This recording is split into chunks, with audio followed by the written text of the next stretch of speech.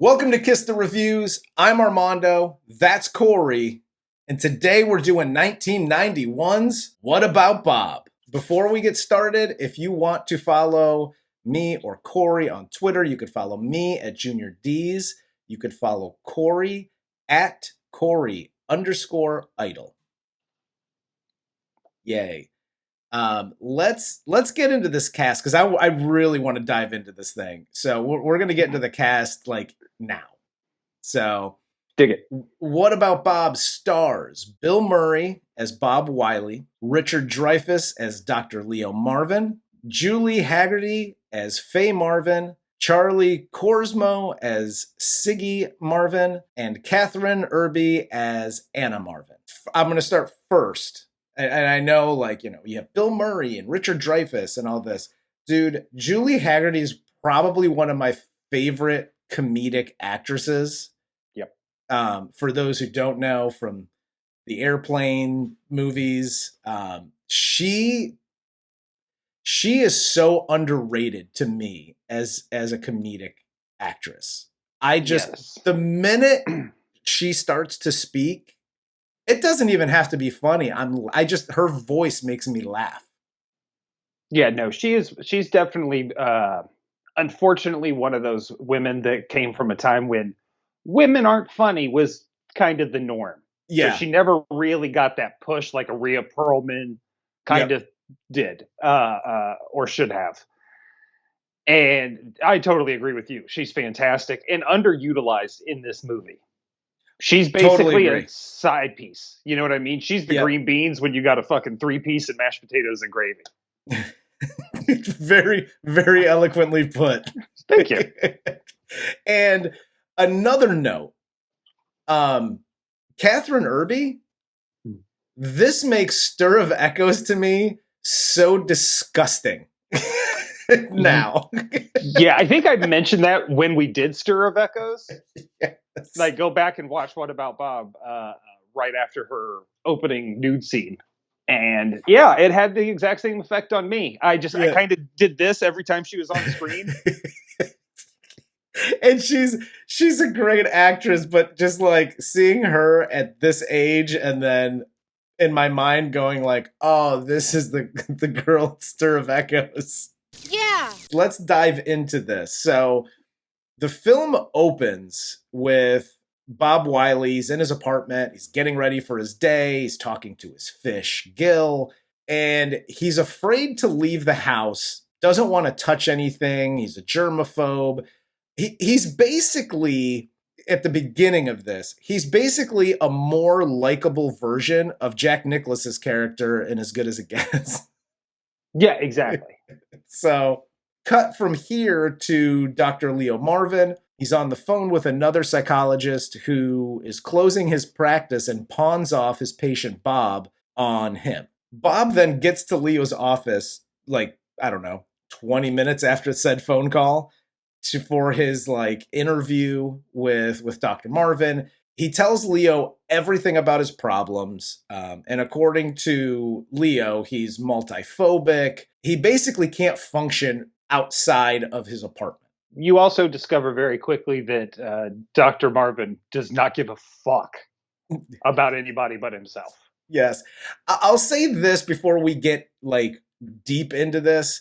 As much as Richard Dreyfuss's character is like the unlikable guy, and he's a prick. He's a pompous, arrogant, I just wrote a book and I'm all about promoting my book and yada, yada. And I really don't give a shit about my patients, whatever. His assessment of the situation throughout this movie is 100% correct. Like, oh yeah. Like he goes off the deep end. Yes. With how he's trying to get rid of Bob. But at the same time, he's 100% in the right. This entire movie up until a certain point. Yes. And it's just, I don't understand how he's supposed to be the bad guy here. Yeah. You know what? And I wonder back in 91 when I saw this, maybe 92, whatever. Did I actually think he was a prick? Or was I even like my young self just like, yeah, man, that guy sucks? Because I don't understand who watched this and was rooting for Bob in the beginning of this movie. Exactly. I mean, I'll say this. Back then I was torn, and now I'm still torn. That's true. Like, I was super young. You were like 24 already. So. Something like that. Yeah. Something like that. Because Leo is going on vacation, he gives Bob the new book he just wrote, Baby Steps, for him to read while he's gone for like a month. Leo also finds out that Good Morning America is coming out to his vacation home to interview him about his new book. So he becomes obsessed with the interview and what to wear and what to put in the background and where they're going to shoot it in his house and all that stuff. So yeah, and can I just say to whomever requested this, having a writer who releases a book and becomes narcissistic about it and goes to northern New Hampshire to vacation in order to relax from said excitement, I get the hint and go fuck yourself. After trying to call Dr. Marvin, Bob finally gets him on the line. And Dr. Marvin hangs up on him, but Bob continues to call numerous times, continues to be hung up on. And then he goes to Dr. Marvin's answering service and pretends to be a homicide detective investigating Bob Wiley's suicide to be able to get not only his direct phone number, but also his address in New Hampshire at Lake Winnipesaukee. One big thing here that I would have done as the writers, and I wish they would have done, because this was pre-Cable Guy. Yes. And that's the direction I would have taken this movie. A little bit darker. Yeah. And no, I mean, I would have went all dark. Like, just super. Every time people aren't looking at Bob Wiley from this point on, he's just stone-faced. No emotion whatsoever. In public, he's, fucking crazy, and I'm Bob, and I have a fish, and everybody likes me. And then as soon as everybody goes back to their life, he's just fucking.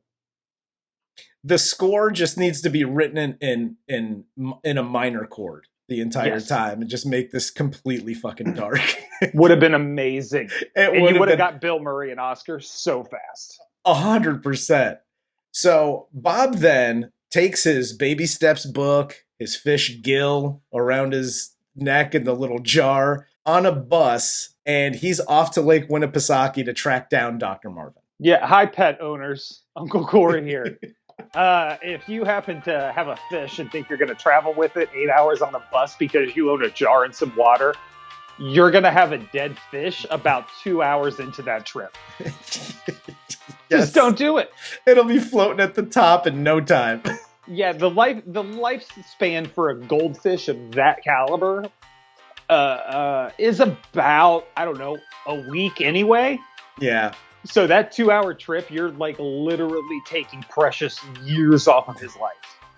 Let's face it, Gil here, I don't know who the actor is who plays Gil, but Gil is basically a carnival goldfish. Rest in power, King. But Bob finally gets to Lake Winnipesaukee. He gets dropped off in the middle of town, and he starts screaming Dr. Marvin's name to see if he could find him. There's a lot of scenes in here that I laughed out loud. Bill Murray throughout this whole thing is brilliant. Like, he's fantastic throughout this whole movie. And this scene made me laugh out loud. Just him getting dropped off. He's obviously scared of everything, doesn't want to touch shit. And he's just screaming out Dr. Marvin's name in the middle of town. Doctor! Leo! What I think makes this role so good for Bill Murray, because, spoiler alert, this isn't my favorite Bill Murray movie. I wouldn't even put it in my top 5. But what does make it work so well is the fact that up until this point, his movie career was largely him being the cool guy. Yes. You know what I mean? Like Meatballs, he was the cool counselor. Stripes, he's the cool army guy. Ghostbusters, he's the cool Ghostbuster. All of this shit is him being cool, but a little bit goofy and smart alecky. Yeah. He's just wiling the fuck out like Jim Carrey.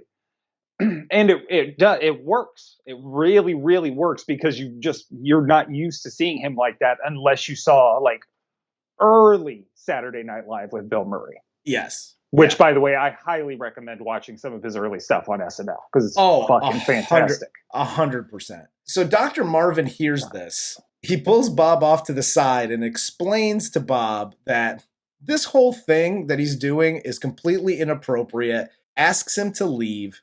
Bob refuses to leave because, you've been my psychiatrist for 2 days. So I obviously need to meet with you. So he refuses to leave. So Dr. Marvin sets an appointment with him. If he agrees that after the appointment, he gets out of town.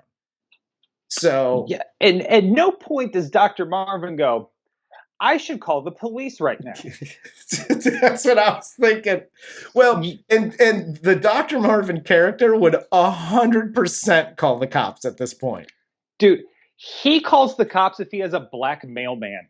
You know what I mean? Like, of course he's calling the police on Bob. And, like, that's what should have happened here. Yes. Like, oh, you're not going to leave. Crazy person I've known for 2 days who stalked me, pretended to commit suicide in order to obtain personal information to follow me up to my vacation home. I've known you for 2 days. Yes. I'm calling the fucking cops. You were right. I wouldn't have waited to the end of this movie to call my doctor friend who works at the psychiatric hospital. I would have called her immediately, like, I got a dude here. This needs to end. Let's nip this in the bud right quick. Bob then goes to the diner and waits for Dr. Marvin's phone call. And while waiting for him, he finds out from the owners of the diner where Dr. Marvin lives because they wanted to buy the house and they were saving up their money, and Leo comes in and just buys the house out from underneath them and yada yada. So they have this disdain for Richard Dreyfuss this entire movie, which they're not in the, I wish they were in the movie more, but this couple is absolutely hilarious in every single scene that they're in. And it's just, it's all the fuck you, Dr. Marvin kind of. They were the only normal people in this entire movie. Yes. Nobody was written like a normal person except for these old people who had saved all of their life savings to buy this dream house, only to have a fucking dude from New York come in town and take it from under you. And I don't know if you're aware of this, city folk, but if you live in a small town, you're not looked kindly upon as a city person. They don't like you very much. So doing something like this would go very poorly. Yeah, nobody likes you. It doesn't matter where you live. Bob then shows up at Dr. Marvin's house, and hilarity ensues. Bob starts to endear himself to the family, and Dr. Marvin is not having any of it. And this is creepy, and this is where I mean, again, where it should have went kind of that Cable Guy direction, because it's already written that way. Like, this has an ominous kind of feel to it the entire time. Like, oh, you're not crazy. Yeah. You know what I mean? Like, you don't really have all these phobias and shit. You're fucking psychotic. Yeah. And you're about to murder me and or my family. Like, Absolutely. This is nuts. This would be a fantastic horror film where it starts off like happy and, oh, he's doing this, and then he gets there and then he murders the entire family so that him and Dr. Marvin can live their life together and he can help him with his problems. Yeah, you go from fucking what about Bob to what about Baby Jane real fast. Dr. Marvin continues to give Bob these cliched psychobabble pieces of advice, like take a vacation from your problems. And, anytime you're having an issue, you pull it out and take a vacation from that problem just to get him to leave. But Bob is like that one friend that we all have that overstays his welcome or her welcome a little bit too long. Hey, and doesn't want to leave. There's a better way to tell me this. I mean, I've been wanting to tell you. Why are you putting me on blast on a YouTube show seen by tens of people across the world? Yes, we do have the one person in Germany apparently who's watching this, but they need to know. how you are and who you are. But Sorry, guys. Bob is just that guy who just refuses to leave. He keeps sticking around. Bob then decides to take Dr. Marvin's advice and literally stays at the Gutmans, the local diner owner's house, on vacation just so he could stay close to the Marvin family. And the Gutmans are super excited to invite him into their house because they know how much he is annoying the doctor. Absolutely. And here's my question for you. Like, the family is acting as though Bob is like having a hard time quitting smoking. And I know Dr. Marvin can't really tell his family like what's wrong with him because you're breaking all kinds of laws. As Marjorie Taylor Greene would say, that's my HIPAA. But you are breaking laws if you just divulge medical information about somebody, even to your family. So this movie should have been called That's My HIPAA. That's My HIPAA. Sorry, Bill Murray. He can't tell his family anything really, but at the same time, it's like, I'm in fear for your lives. And you're just inviting a patient of mine into our home because he knocked on the door? Yeah, and he's kind of nice. Yeah, and here's my other issue. Is you're not from New Hampshire. You're from New York. Yes. Nobody in fucking New York is going to vacation in New Hampshire, has a dude knock on the door they've known almost for any amount of time. Yes. They're on vacation. Having him knock on it and be like, hey, guys, I'm just kind of wandering around the fucking streets. And they're like, cool, buddy. Let's go sailing and teach my kid to dive and stuff like that. I was wondering how long it was going to take for one or both of us to bring that up. Inhabiting New York City kind of makes you a bit of a prick. I mean, just from the word jump, because there's so many people trying to accost you all the time in New York City. You kind of develop this shell where you're just like, ugh, I don't want to talk to anybody. This family, it was like they just moved to New York City last week and they're already on vacation. They make, except for Dr. Marvin, he's the only one that acts like a New Yorker. Everybody else just is like this innocent, doe-eyed, like, hi, welcome, neighbor. We're going to make you an apple pie. And then we're going to all pray. Like, get the fuck out of here. You're not from New York. Bob then goes sailing with Anna. She takes him on the boat with her and her friends. And Dr. Marvin sees this as, Bob is tied to one of the sails on the boat. A couple of things here. After they dock, right? Mm-hmm. Bob gets untied from the mast and he's like, hey, I was sailing. Dr. Marvin takes his daughter off to the side. And they're arguing about, Dr. Marvin's like, dude, this dude is a patient. Like, you can't be hanging out with him. And she's like, Bob is fun. He is fun! How so? Because you literally had to get rope and tie him to the, like, is he fun in the kind of way that you and all your yuppie little friends made fun of him the entire time? Because he doesn't seem fun to me. Well, yeah, that's exactly what it is. This was a Lord of the Flies kind of situation because all teenagers are sociopaths. So they were like, yo, this guy's willing to let us tie him to the mast of this fucking sailboat and parade him around the fucking harbor. Let's do it. If this is really like rich white kids in New Hampshire sailing with this dude, all of this is happening. They're tying him to the mast, but they're all then laughing at him and throwing shit at him the entire time. Just FYI. Just 100%. Like, the only person happy about this entire situation is the local garage owner, Skeeter, because it would have been him tied to the mast. Yes. Dr. Marvin here then does this weird hand doll exercise with his daughter because that's how they deal with problems. I don't know what is going on here, but it's creepy. And the daughter needs to be pulled aside and asked, where on the doll did he touch you? Because this is creepy as fuck to me. Yeah, I'm going to go ahead and just take a stab at this. Hi, parents. Uncle Corey here. I'm not a parent, so you can choose to ignore this, but you're stupid if you do. Communicate with your kids like they're human beings, because they are. If you talk to them like human beings, they'll talk to you like human beings. And you solve problems. Using fucking hand puppets because you're uncomfortable having a conversation with your daughter about her friends is fucking psycho. Yes, it is. And you should not have children. You just shouldn't. Bob then gets back to the family's house. He tricks Siggy into teaching him how to dive because Dr. Marvin was trying to teach him how to dive, but he's an overbearing father, as a lot are.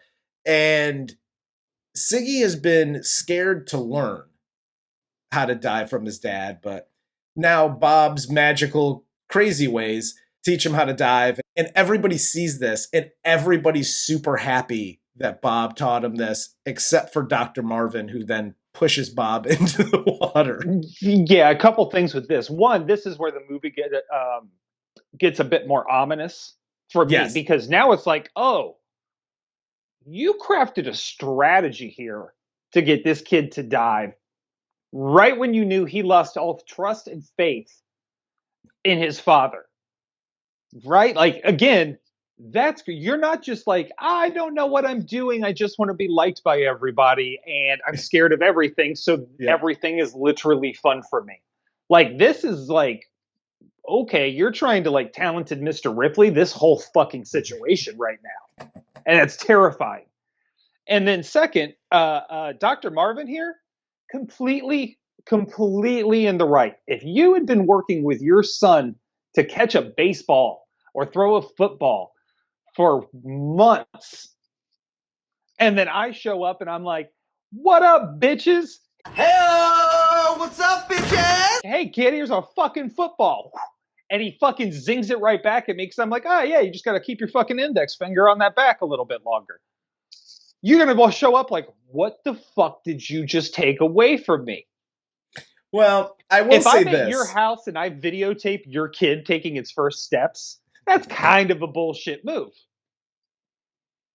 Well, I will say this, and because I do have a child, a lot of times when you try to teach your child something, it's almost instinctive that they don't want to listen to you because you're their parent and that's bullshit. And the minute somebody else steps in and says like, oh, they could literally say the exact same things you have been saying to them for months.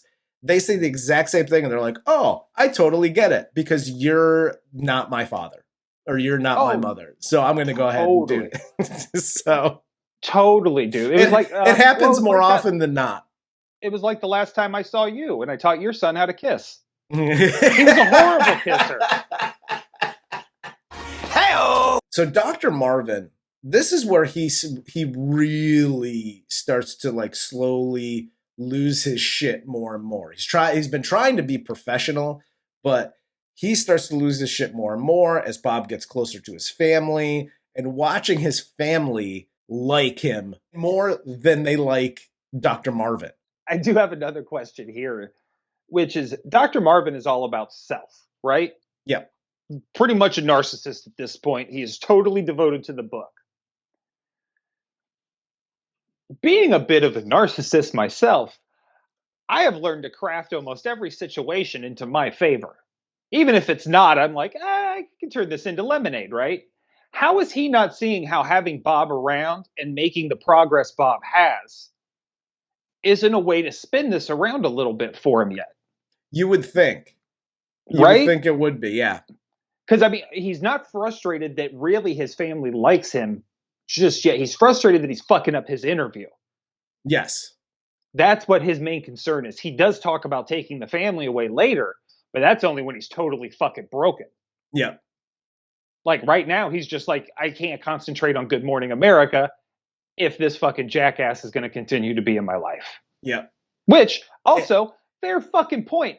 This isn't coming on Kiss the Reviews for a 5-minute segment, which Kevin Smith told us to go fuck ourselves over, by the way. This is like national television. Yes. Especially in 1991, where like kind of the YouTubes did not happen. It was appointment TV only. Yeah, and motherfuckers showed up for it in droves. It Yes. made or broke your career. And so, Oh. like, I totally am on his side still. Yeah. Like, Bob gotta go. Yeah, up through now, I'm still totally on Dr. Marvin's side here. And the dinner scene, so they invite Bob to dinner. And this dinner scene is fantastic. From Bill Murray at the dinner table.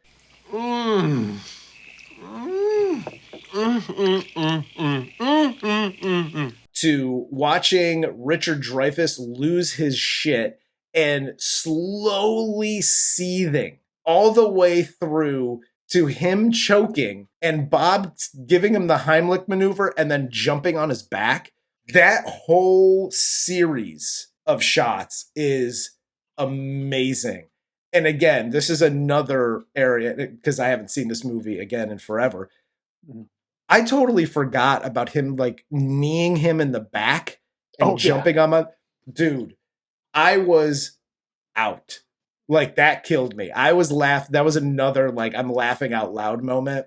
And Bill Murray crushes it this whole scene. Oh yeah, and Richard Dreyfuss. This is where I was impressed. Personally, was Richard Dreyfuss as a straight man. He was so fucking straight. It almost played as a drama or like a series. Like, he is losing his fucking mind. And he is not playing one comedic note the entire time until he starts like getting the Heimlich and then having his back jumped on. He starts doing the blah and the faces and all that shit. Yeah. But until then, dude, this is like a thriller. Like Silence of the Lambs, shit is about to fucking go down. Yeah. He was so good in this role. And I think that's kind of what fucked it up for me a little bit in this movie, was Richard Dreyfuss being so good at playing the straight man. Yeah. That it almost took the comedy out of it. Like, I was just more scared for him. And I was waiting for something to happen.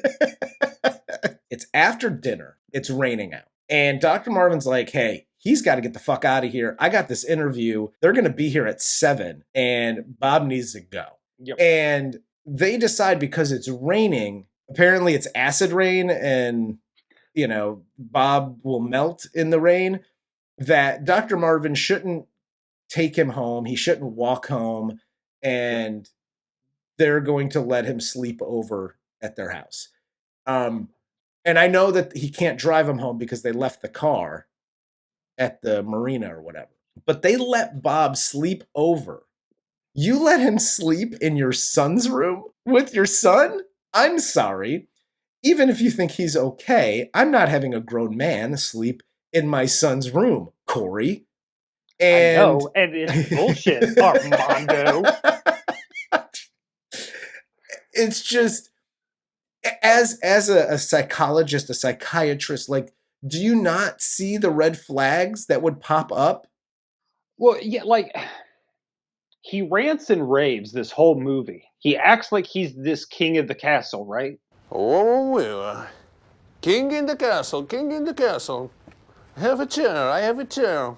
But he is totally subservient to whatever his wife and children tell him is going to happen. Yes. This whole time, he has been consistent about one message and one message alone. Get Bob the fuck away from me. And they keep telling him, no, no, no, no, no. And he's constantly in his face. It's like, Jesus, like, how? At what point do you snap and just be like, you know what? I'm fucking killing all of you bitches. I'm done. I'm just done. Because nobody is even taking into consideration, like, the importance of what's about to happen in his life. And to your point of Bob sleeping in the same bedroom with Ziggy, that kind of tracks for me, because Richard Dreyfuss only views his son as a nuisance at this point. That's true. Like, that is true. Somebody else just taught this kid how to dive. That was the crowning achievement of his fatherhood, was going to be teaching this kid to fucking dive. Yep. The kid is obsessed with death. His father's a psychologist. They don't talk about it, probably because the kid's hands are too small to fit up a hand puppet. And like, that all tracks for me. Like, of course he's going to let this in Richard Dreyfuss's mindset here, his character's mindset. The best thing that could happen is he wakes up to a murdered family and Bob standing over him with a knife as Good Morning America shows up. And by the way, hi, spouses, I guess, partners. I won't just leave this to wives, but don't ever let a guest use your partner's toothbrush. Ever. Yeah. Fuck the guest. They're on their own. Yeah. If you ever gave my toothbrush to somebody else, let alone somebody I've known for fucking 3 days that carries a goldfish around his neck, yo, the word beef does not even come close to covering it. It happened that one fucking time. Let it go. Okay? It's fucking gross. No, it is totally gross. It's so gross. So gross. Good Morning America then shows up the next morning to film this live interview. And they see Bill Murray's there. They're like, oh, your patient. That's a great idea. So Bill Murray's now in this interview with them live. He does the interview with Dr. Marvin. And this whole thing is hilarious because Dr. Marvin, is already nervous about the interview itself. He's been practicing what he's going to say. And now with adding Bob into the interview as he's trying to like shuffle him out of the house, he's only thinking about Bob. And he's not even listening to a question, a single word that's coming out of the interviewer's mouth. The whole scene is hilarious from both sides. Bill Murray does his Bill Murray thing, and it's funny. But Richard Dreyfuss, like actually seeing it on his face and his body language, slowly losing his mind in this and being totally fixated on what's going on with Bob sitting next to him is like, talk about comedy and even some dark comedy. Like, this is brilliant on Richard Dreyfuss's part. Oh yeah, and this is where the roles totally twist now. Yep. And in this whole interview scene, Bob becomes the protagonist and Richard Dreyfuss's Dr. Marvin is the antagonist. Like, yes. He wants nothing more than to just fucking murder this guy. He's blaming him for his entire life. Yep. It's fantastic. After the interview, everything boils over. Dr. Martin absolutely loses his shit, kicks Bob out of the house, and after apologizing in front of his family, he takes Bob on a drive and he drops him off at the psychiatric hospital and he drives back home. In the 5 minutes that it takes him to drive back home, he gets a call from his doctor friend and heads back to the hospital where Bob is holding court with the entire staff, telling jokes, and Dr. Marvin's friend here, who runs the psychiatric hospital, tells him that she can't keep Bob at her facility because he's fine. There's nothing wrong with him. And they know this from Bob being there for a total of 5 minutes and telling jokes. And this is where, to me, it would have been fantastic. Like, absolutely brilliant. If it all of a sudden starts to dawn on Richard Dreyfuss that this dude is psychotic and he's here to like fucking murder people and he's obsessed and he like with Dr. Marvin and his family and yada yada. That would have been fucking amazing. Yes. And what I mean, totally different movie. Oh yeah, 100%. The last 30 minutes of this movie is just like a fight to the fucking death between these two. And like the psychological games and the family. Yo. Yeah. That would have been so amazing. Instead, they go Looney Tunes with it. Yes. No, they absolutely go Looney Tunes with it. So things go from bad to worse. When Dr. Marvin leaves Bob on the side of the road on the way home, he gets a speeding ticket from a cop. He gets a flat tire. A car splashes mud all over him. And then Dr. Marvin finally gets home to a surprise birthday party for him. Everyone he knows is there, including his sister and Bob. When he sees Bob, he completely snaps. He attacks him, and one of his colleagues has to sedate him and put him to bed. The family then, as you know, they think that Dr. Marvin is up in his room sleeping. The family then sits down with Bob and tells him that he should probably go before Dr. Marvin wakes up. And Bob finally decides, yeah, I'll leave. It literally took breaking this man completely. Yes. This dude just wrote a book and is going to be on Good Morning America. And you let this dude, he's known for 72 hours, tripping in out into the final 4 days, completely mentally destroy your husband and your father. Yes. And you're just like, I think now might be a time for you to go. Yeah. I think now, we've done it. And Dr. Marvin might have been a little, New York, little pricky, whatever before this.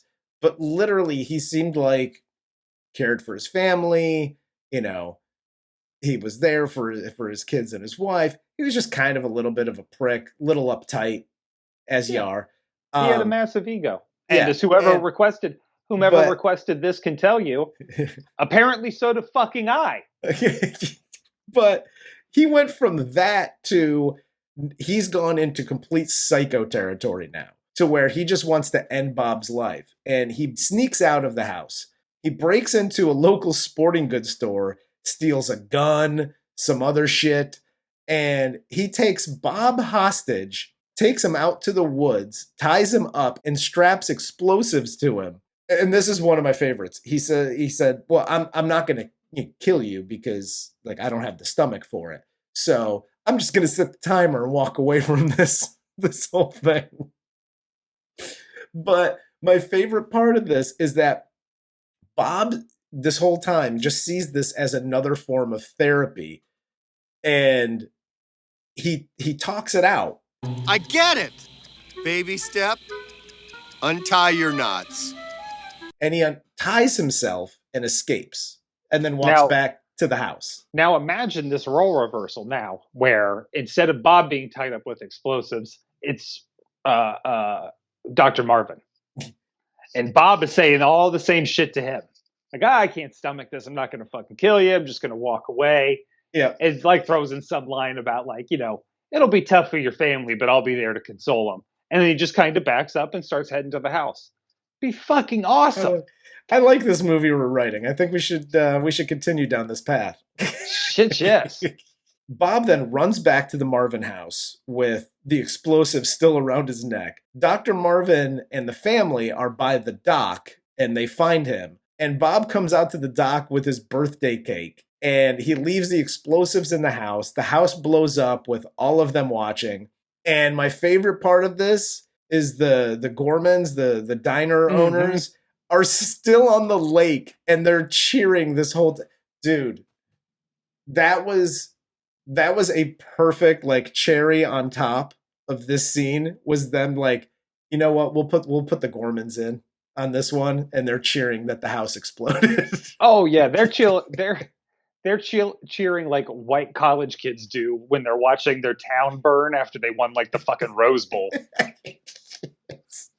But we then see Dr. Marvin in the psychiatric hospital with his family, and he's in this comatose state. It then cuts to Bob marrying Dr. Marvin's sister with the whole family there, including the comatose Dr. Marvin in a wheelchair. Dr. Marvin breaks out of his wheelchair and stands up and screams no as Bob and his new bride say their vows. And everyone cheers his awakening from this comatose state. And the movie ends. Listen, this is I know we were talking about making this movie darker, and that this is a dark ending. Oh yeah, are we supposed to? Is this everybody wins? And real quick, this is what I would have done. Rewind back. Richard Dreyfuss is still in the psychiatric ward. His family never found out that Bob is truly a psycho that was stalking them. Yeah. And the family's oh my God, we can't believe this. It's so sad. And they're we're going to take care of him. And Bob comes in and is yeah, don't worry. They'll take care of you, Dr. Marvin. I'll take care of your family. And they walk out in the next scene. Instead of marrying the sister, he's marrying Julie Hagerty. Hell yes. I like it. And that's just how it ends. They get married. And fucking Richard Dreyfuss is still attending the ceremony all fucking doped up in his wheelchair drooling. It'd be amazing. So I love this movie. Still to this day. I absolutely love it. I think it's hilarious. I also love your movie and your version of this movie as well. I will watch both of those on an endless loop. I think everybody does a great job. I think you're right. Julie Hagerty could have done more, and they could have written more parts for her because she's absolutely hilarious. Again, we've talked about kids in movies. I actually like these kids. You know, Bill Murray does a fantastic job. Richard Dreyfuss is killer in this. Even though, and I know you said it before, even though there are other Richard Dreyfuss movies and Bill Murray movies that I would watch well before I watch this one, dude, if this one's on and I'm like, yeah, let's watch What About Bob? I'll watch. It's super. This one's really entertaining, like truly entertaining, not just me saying the word entertaining. Yeah, I wish I don't have quite your enthusiasm for it. I don't think there's necessarily anything wrong with it. I think my enthusiasm is nostalgia, just from watching it when I was younger and thinking it was absolutely, because let's face facts, I had a big thing for Bill Murray back in the day. Like, I loved that guy. Of course. He's amazing. And this isn't a knock on him or anybody else in this movie or anything. I feel like they wanted to be the cable guy, but somebody wanted them to be like meatballs. You know what I mean? Yeah. Like they couldn't really figure out how far they wanted to go or how far they were going to be allowed to go. I guess is my issue with it, because you tiptoe around the darkness and you insinuate a lot of fucked up shit, but also it's done in like a Looney Tunes kind of way. Yeah. Like when Dreyfuss shows up with the shotgun, it looks like Bugs Bunny and Elmer Fudd. Yeah. It's a little goofy. So I just wish they would have kind of picked more of a lane. I'm not saying you have to 100% just, this is how we're going. Yeah. But you veer off. You're taking too many exits. There's too many P breaks on this trip. We're never going to get there. And that's the problem. I'll venture, I'm going out on a maybe not too thin of a limb. It has a lot of aspects of Dennis the Menace. Yes. That make it goofy. Yes. But with Dennis the Menace, I saw all dark. It was dark and it pissed me off. This one, I think that goes to the acting, that goes to the writing. They didn't go, I mean, they went far, but they didn't go like, I'm going to ruin your fucking day far. Well, no, they just went to, I'm going to literally explode you because shooting you is too quick of a death. Yeah. They went more ridiculous than, you know what I mean? And goofy. Yeah, like funny. even the TNT put on him. It was like pow explosions and shit. It's like, fuck that. Acme Pow explosive device. It totally stands the test of time. There's nothing in this movie that's outdated or crazy, inappropriate by today's standards. Yeah. But at the same time, I'm personally passing on this. If there's a Bill Murray on, I would rather pay to rent something I really like Bill Murray in than I would just kind of watch this on TNT. Yeah, I don't know. I feel the opposite of you for once. End of the show. Go fuck yourself.